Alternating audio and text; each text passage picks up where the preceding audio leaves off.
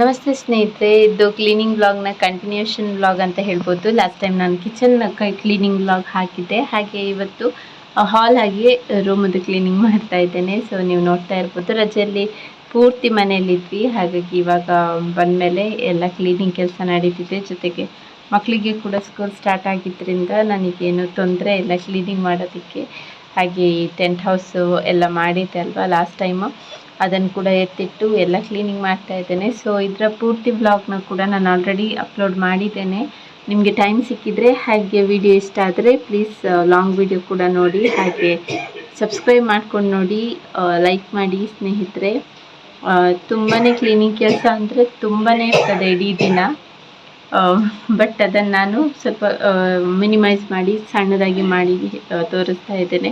ಎಷ್ಟೇ ಕ್ಲೀನಿಂಗ್ ಮಾಡಿದರೂ ನೋಡಿ, ನಂತರ ನನ್ನ ಮಗ ಮಾಡೋದಿಷ್ಟೇ ಈ ಥರ ಮಾಡಿಬಿಡ್ತಾನೆ.